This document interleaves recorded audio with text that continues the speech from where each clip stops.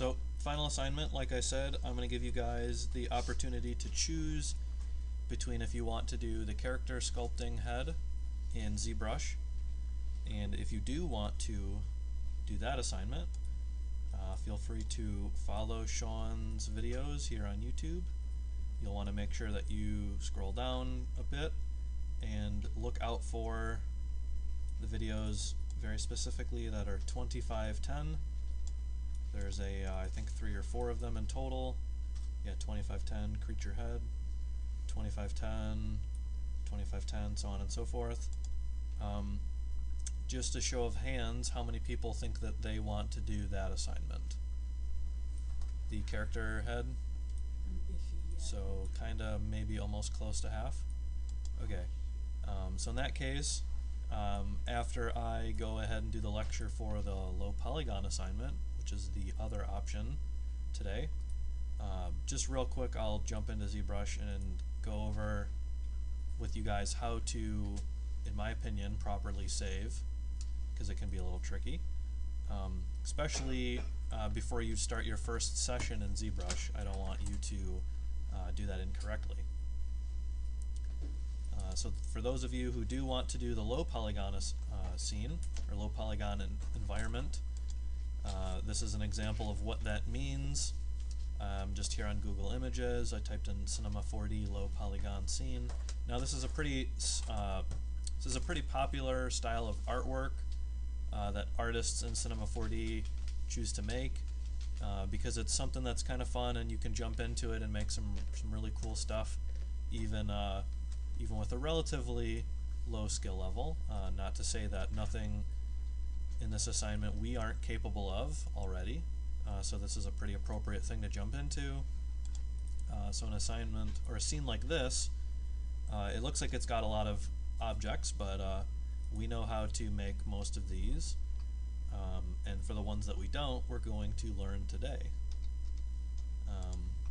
So it would be a good idea to come up with some sort of imagery in your mind if you want to do this assignment. So possibly this one's cool, like a little glacier. This one's like a moon base. Some cool stuff here. This one's a nice like mountain range with some trees and a hot air balloon. So come up with something that looks pretty cool. Now I don't want it to look as simplistic as this. It might be a little bit hard to differentiate between what has been done in this scene versus what has been done in, say, this scene. This scene has a lot more attention that has been paid to the lighting and the objects. And one of the hallmark kind of traits of this is it's popular in indie games and lower budget, kind of free-to-play games and stuff like that. This art style, how the polygons are shaped. So like with most rules, you want to learn the rule first. The last 2 assignments we've tried very hard on how to model stuff correctly and realistically. Now we're going to learn how to break those rules and go kind of a little bit outside of our rigid system of rules when it comes to polygons and using the knife tool and stuff. So I've selected a couple images that I sort of like. I think this one is probably my favorite in terms of the sort of mood that it's giving off. Now, that's another thing that I would try to like for you to consider if you are doing this assignment is even though this is just going to be one scene and it's going to have a couple seconds of something animating to it, it should tell some sort of subtle kind of story or have some sort of mood to it. Obviously this campfire kind of being alone, and if we zoom in, we see it's just a campfire kind of out in the middle of nowhere. It's kind of spooky. There's a lot more going on once you kind of think about what's going on in here. So I think this is going to be one of my key pieces of reference. I would, just like with most things, encourage you to save out a couple of these images when you go ahead and start up your assignment. So I will do that myself. Make a new assignment 5 folder. How do you search for these? So you can type in low polygon, Cinema 4D low polygon.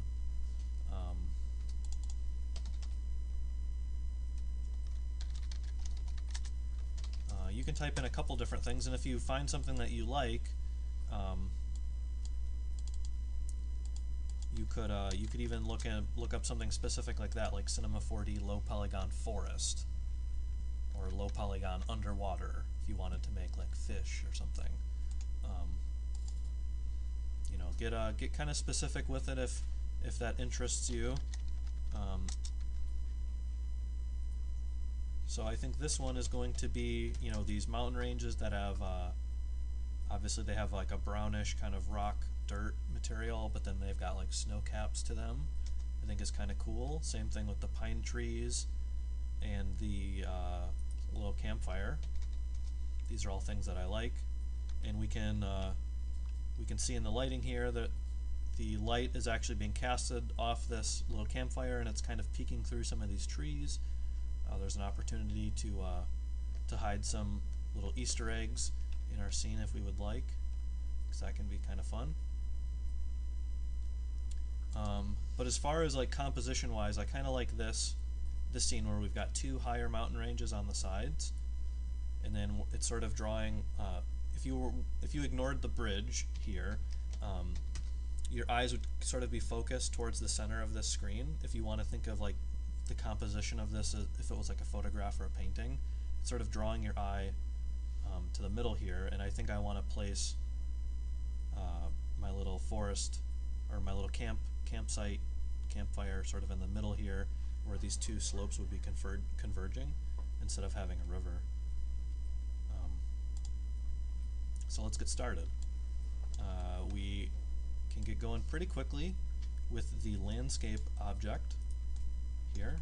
The landscape object is just a primitive. Turn off the grid because I hate the grid.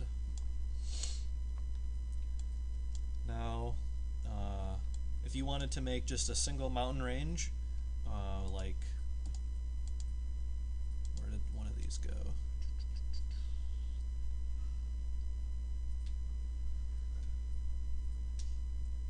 See if I can find one.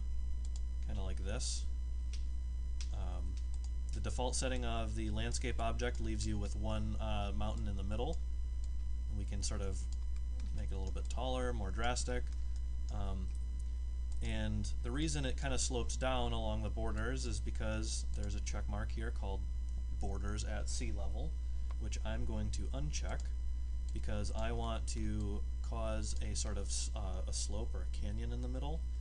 Now this is obviously not that, but there is a seed right here, and we can just click through this until we get to something that looks kind of cool. This one's kind of close to what I'm talking about, where we've got sort of mountain ranges on the side, and then we've got something sort of further back. So I kind of like seed 5. It's pretty close to what I want, but I'm just going to keep going through the seed a couple more times. Now if you're doing the sort of same method that I am, I would try to encourage you to come up with or go through a couple of these different iterations. You might completely change your mind if you see something that you like, and it might trigger something in your head, a different way that you might want to set up your scene or whatever. This one's kind of cool. This is sort of this is a little bit even closer to what I think I wanted. I'm just sort of imagining my camera right now, sort of low to the ground here, with these mountain ranges kind of coming up on either side, kind of like that. So I think I'll just go with seed number 16, probably.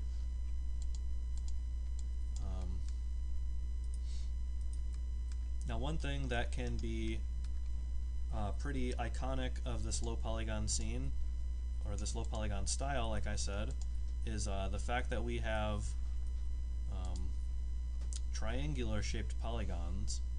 Now I've been harping on us for quite a while that we typically want to avoid triangular shaped polygons, but in this case we sort of want to embrace this craziness that they cause. So what I'm going to do is I'm just going to make a copy of my landscape object and group it, and then do the old folder trick. Turn off the little traffic lights, because I need to make this object editable now. Now that it's editable, I can select all the polygons, and I can hit U, and now the secret sauce is going to be triangulate, which I can't remember where it is. Triangulate. Yeah, so it's under the little right click menu, and we see that if we zoom in, we see that we've got all these triangles now. Now actually, I think I need to step that back one time, because I think this is going to be too many segments by default. I can always add more later, but I think this is going to, in this case, I want less is more. Are you able to add more segments which will be inevitable? Yeah, you can always add more, but you can't easily remove them. So that's, in this case, I'm dialing it back from 100 by 100 down to 50 by 50. So I'm just going to do that again, make it editable, select all, right click, and then triangulate. And I'm just going to make a camera real quick, and make sure I jump into it. And I just want to sort of set my little render camera, or set up my little scene. Kind of remember where I was, or where my camera was set up.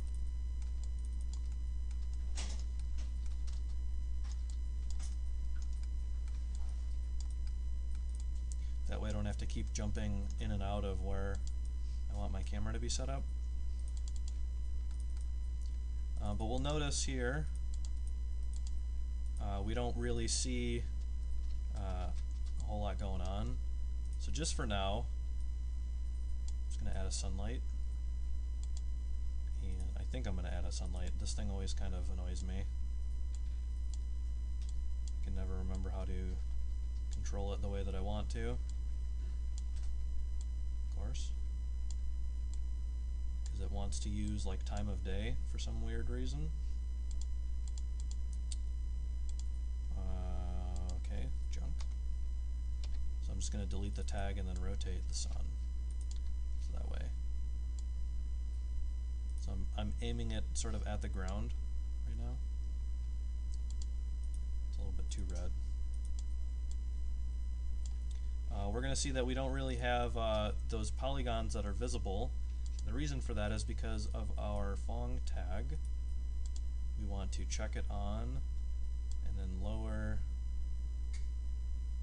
the Phong angle. And this starts to give us that iconic low polygon look, where we've got the crazy triangles all over the place. Sort of on these mountains we can see some crazy stuff going on. And then one more step that we can take with the landscape, just to jumble these polygons up a little bit more, is there is another effector that we have not used a whole lot, or we haven't used many of these. We've used a couple. I think we've used bend and twist maybe a little bit, but this one over here, Polygon Reduction, can be pretty handy. So I'm going to hold down Shift when I let go, because I want to make sure that the polygon reduction is a child of the landscape. And what this does, as we can see, because its strength value is at 90%. If we raise and lower this, we can see that it's sort of chipping away at how many polygons are in our scene. But we don't have a whole lot of control over this, because it's just sort of doing it randomly. We don't really have any way to influence what it's removing. Now, if you're doing this on your computer at home, definitely be careful with this setting and with this button. This can upset your computer, so it'd be a good idea to save, since I'm sort of messing around with it.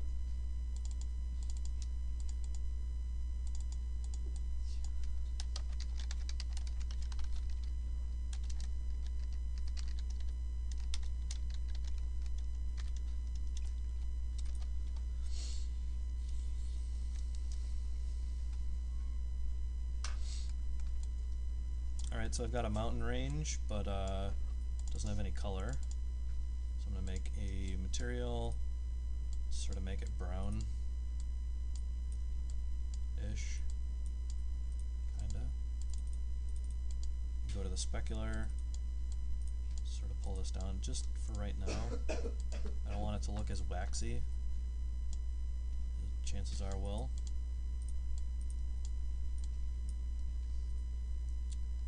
Cool.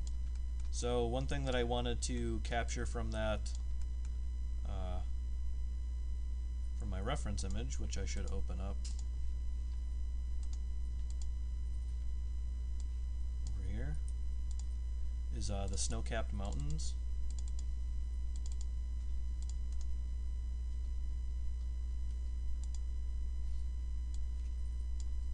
So as we're getting to the peaks or the summits of the, this mountain range, I want to add a white material.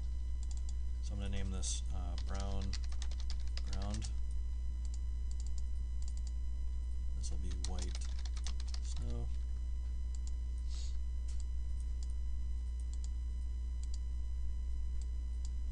I'm not going to be doing a whole lot to these materials today, but I just want to get the colors in place, I think. So I'm going to select some of these polygons, and I think what I'm going to do is try to go from the side and then use my marquee select. Make sure that I've got only select visible off in this case, and just sort of select some of these, maybe go a little bit further down.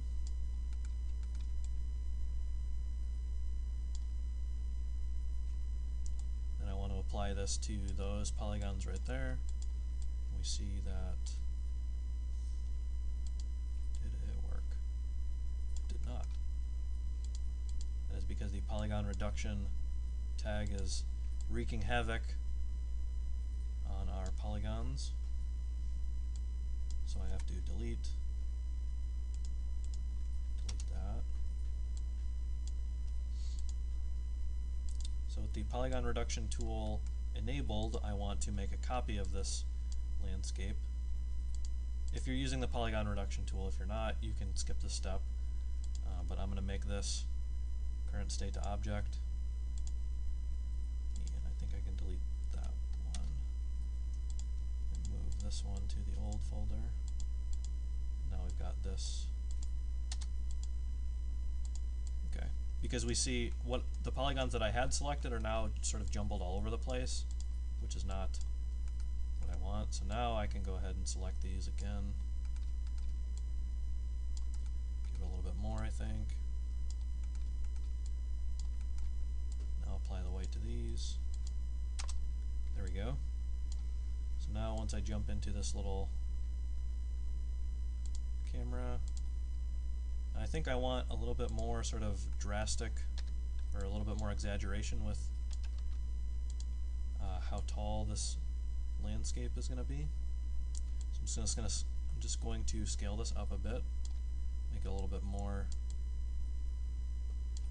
dramatic, like I said.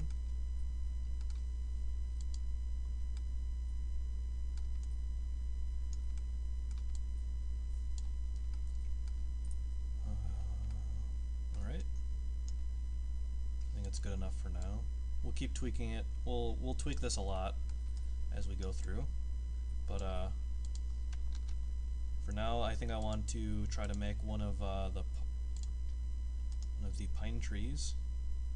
Being a forest, the pine trees will be pretty important. Now this style of pine tree is a little bit too it's just a little bit too crazy for me, I think, whereas these ones are sort of more the resolution of this is really bad, but sort of Christmas tree-like, where we've got the sort of stepped sides. I kind of like that.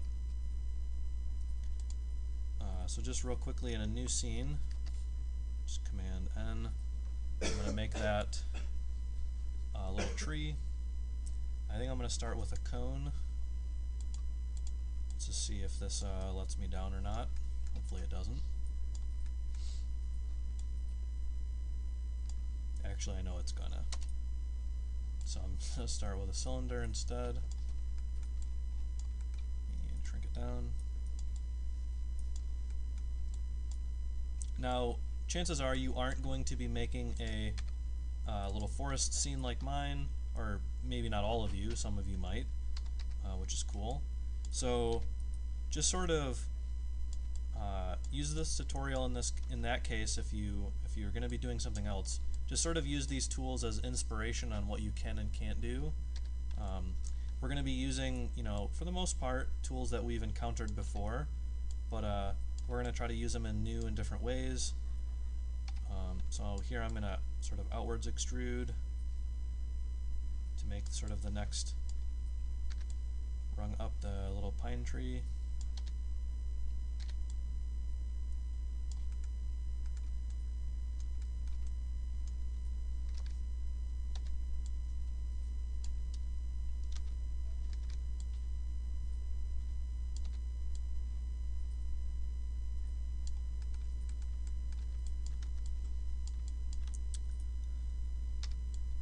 Extrude, normal extrude, scale. And I need to start tapering this more because this is not getting thinner towards the top.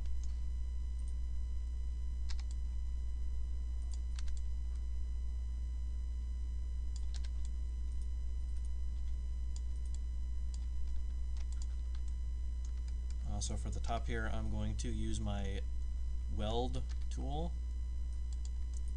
to bring all those together, and then use my loop selection to kind of fix the scale on these a little bit, because these are a little bit not scaled correctly.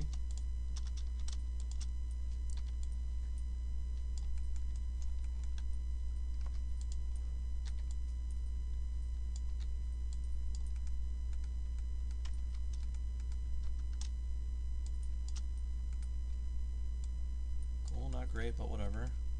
Trying to do this fast and live.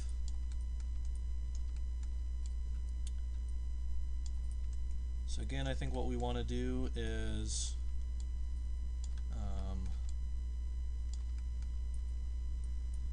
let's just see what adding the Polygon Reduction tool does to this. Now that did quite a lot. Maybe a little bit too much. That looks pretty cool. Now what I can do here is, so we've got the tree, and then the Polygon Reduction tool.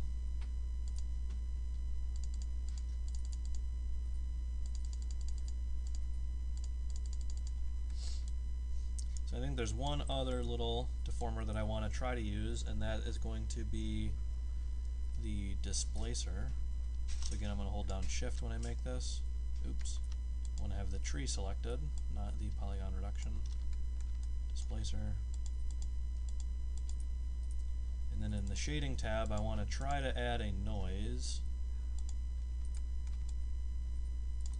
because what I want this to try to do is, if I play with the seed here, we should get some sort of kind of variety of these trees where they sort of jumble up a little bit, just so that they're shaped a little bit differently.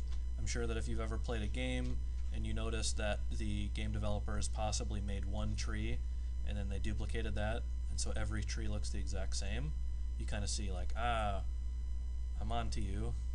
That's lazy. So let's try not to be super lazy. And we're going to make a couple variations to this tree. So this one's going to be called tree 1. Drag a copy. Call this one tree 2. And then in the displacer, I'm just going to edit this seed value and maybe edit the height value a little bit just to give it a little bit more sort of variation. Maybe change the Polygon Reduction setting a little bit. Cool.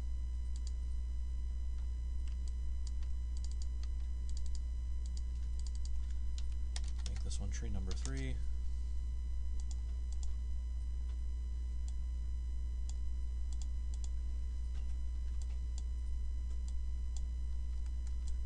this can be not the most enthralling thing in the world to watch, but we're going to make the tree, and then we're going to make some rocks, and then we might make one or two other little objects, and then that'll be all that we need to make.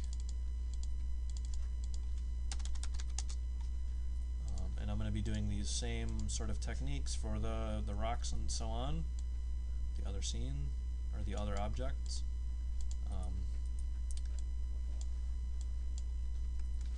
Cool.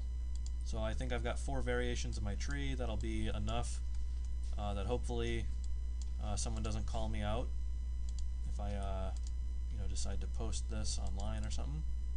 Someone might not say, hey, your trees are all the same, you suck. It's nice to avoid situations like that. Oops. So with all of these selected, I think I can do current state to object, and then I'll be left with a copy of each of these that has a group on it and does not have a group on it. And in this case, what I want to do is I want to copy over the ones that don't have a group. I can just Control C, hit Window, jump back to my main scene, and paste. So I've got all these trees.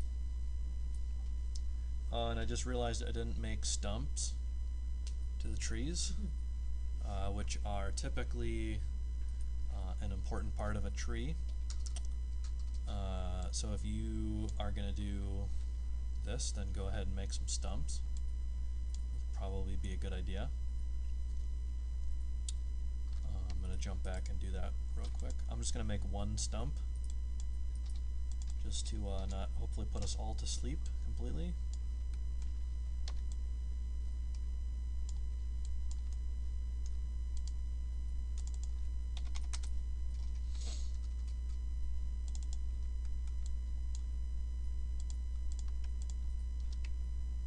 So I've got this polygon, or the little cylinder set up.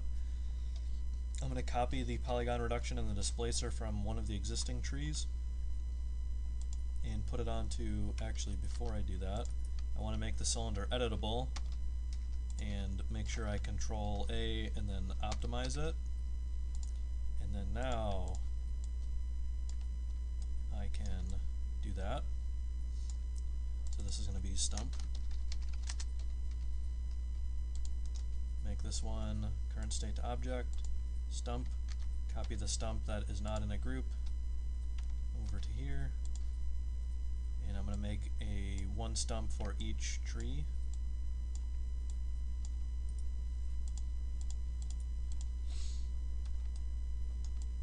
Now these trees are a little big in comparison to the mountains. They're almost as tall as a mountain range, which is a little bit too tall.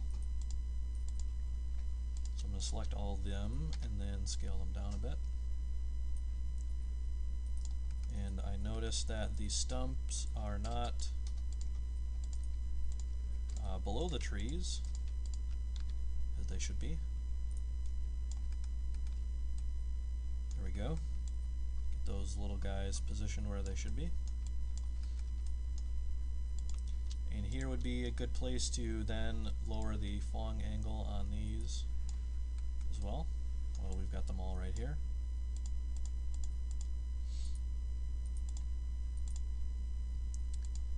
Now, what we can do is we can put these all in a cloner, and then we can tell them to populate themselves along this mountain range, which is actually a pretty satisfying and easy thing to do. So with one of the trees selected, I can just hold down Alt and make my cloner, and make sure I add in the other trees into the tree cloner.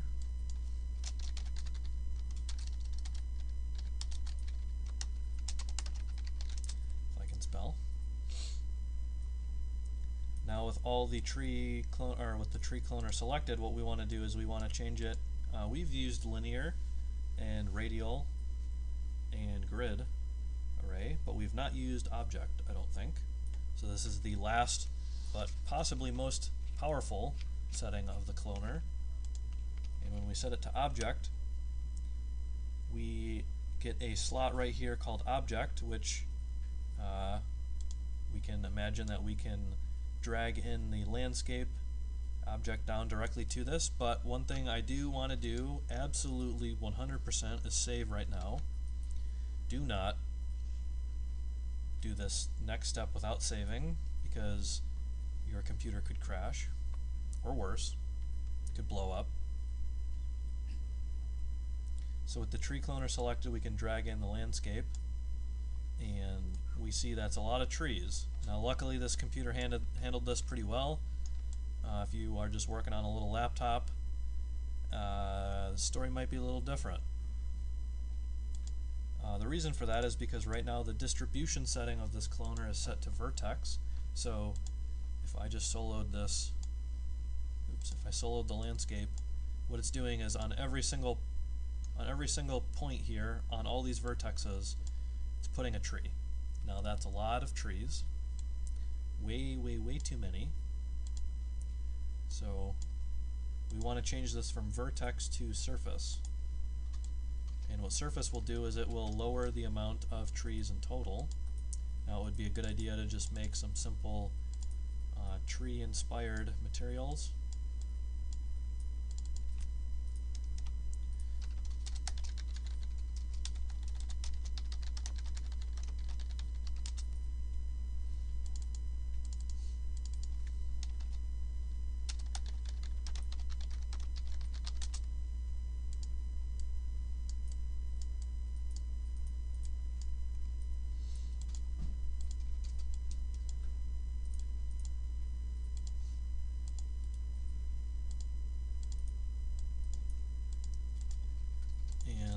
Apply these just real quick, just because it's going to be a little bit hard to differentiate between where my trees are and my snow-capped mountains are, just because right now they're both white by default, which is sort of upsetting me a little. So now we can see that we've got trees, but some of them are sideways. Actually, all of them are sideways, it looks like. So that's kind of, again, pretty lame. But I think what we can do is we can go to the Transform tab, and let's try to rotate these clones in one of these directions and try to get them to stand upright. Not so much. Okay, that's working out well.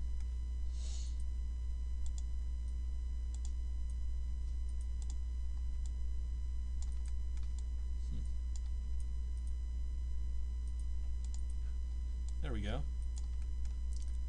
So what I wound up doing was I unchecked this button called Align Clone.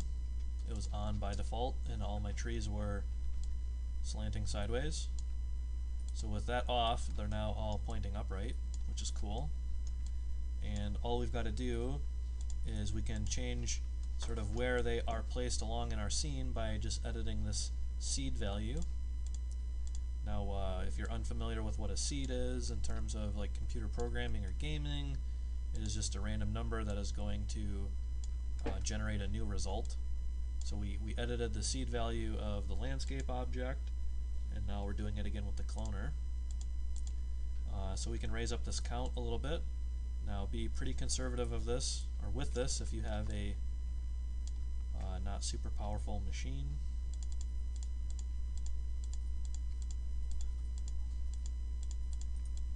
So cool.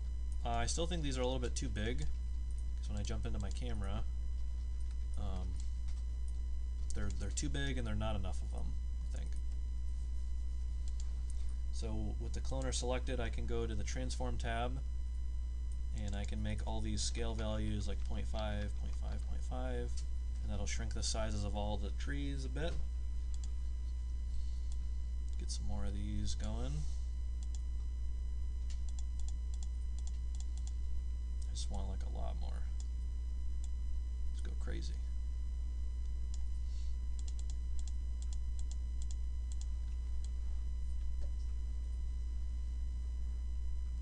Cool. Something like this is kind of nice. Now, one thing I'm noticing is I'm not seeing the bottoms of any of where my stumps were, and I think that was because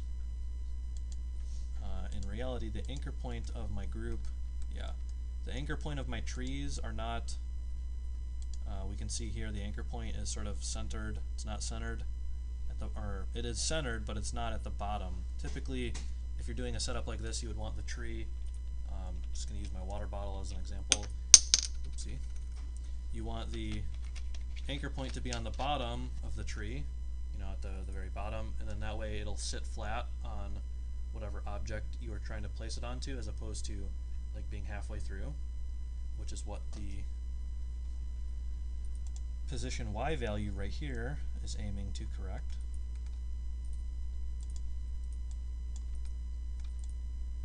Alright, so we got some trees there. Cool. We can add some rocks. If you clone an object, can you randomly just move them anywhere, or You mean individually, or are you better off just copying them? you can, that's a hard question to answer. The question being, if you have a cloner with the trees, and let's just say you wanted to move like one specific tree, let's just say, let's just say this was like my camera, that I was absolutely in love with this camera, but there's this one tree that's in the way. There is a way to go about removing this one tree from the cloner, but it's going to be pretty tricky. Your best option in that case would probably be to check on the render instances button, make this cloner editable, which I'll just do just real quick. Don't do this if you don't know what I'm demonstrating. So with that editable, now I could go and I could delete this one tree because I made the cloner editable, so now I've got a group of however many thousands of trees. But now, obviously going back, I don't have control over that cloner anymore, so that is kind of an answer to your question. It's not the answer that I would do, but that's kind of outside the scope of the MoGraph tools that we'll go on. So I've got some trees, I've got my mountain range. I'm going to make a rock now, as glamorous as that sounds. So I'm going to jump back to the scene that I'd made my little tree in, hide those, start with a rock. Now, what shape do I want to start with? That is a good question. I'm going to try the platonic. Nope. I'm going to try the sphere. I'm going to change the sphere from standard to icosahedron. And then to flatten out the bottom of this, what I want to do is I want to use there's an effector that does exactly this. The melt defector. And that did a thing.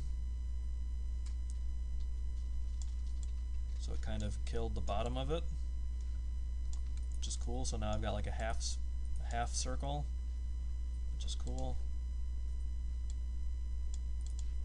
I do want to make sure I make that editable, and then put that back, and then these, oops, there. Cool. So I've got a rock there. I'm just going to call that boulder 1. Make a copy, boulder 2.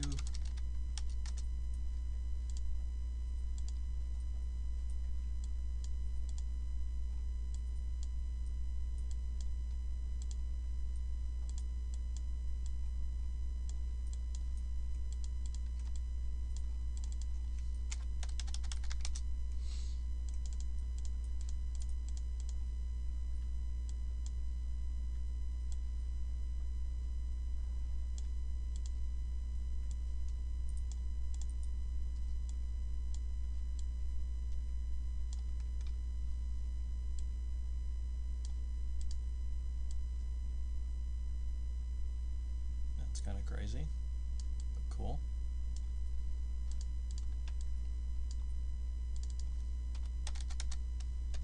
And just one more, just for good measure. And that seems to be making me variations a lot faster just using the scale tool right here. So I'm going to select all these, do current state to object, and I'll be left with a boulder. I want to grab the ones that are ungrouped, copy these, paste them to my new scene just by going up to Window, over here. Can paste them in. Now they're absolutely gigantic. These are like meteor-sized rocks. They should be about the size of a tree, I think. Let's make this sort of a grayish.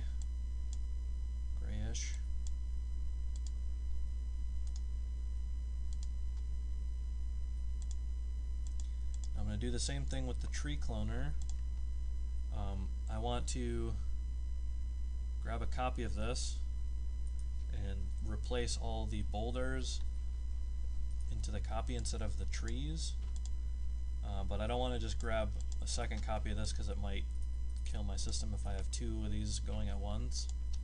So I unchecked it, and then I dragged a copy with Control and delete out the trees from it. Because I've done a bunch of work editing the settings to this cloner, I don't want to have to just go and remake another one from scratch, although I could. And now, hopefully, got a boulder, but now there's just too many of them.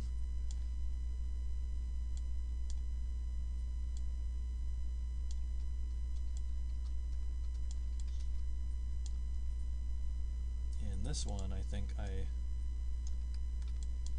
might want to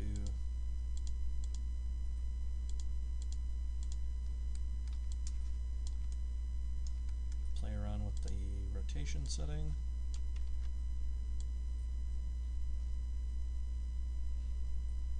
Maybe not. Hard to tell.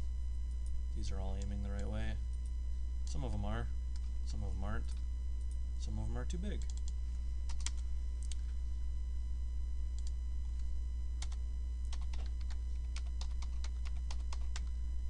So hopefully this shows that this is not an exact science. Just kind of have fun making some stuff. Trial and error using the cloner.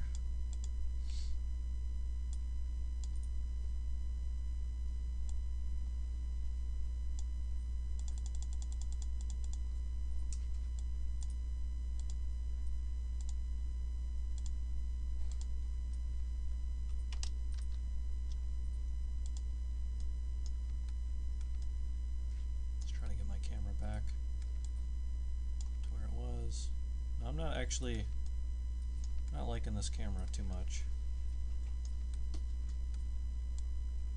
or this setup, so I might change some stuff up, but I think that'll be a good first little lesson. Good place to stop, and we'll pick this up on Thursday, and we'll make the rest of the objects for our scene, go over some of the lighting, maybe. We'll see. So yeah, that'll be that.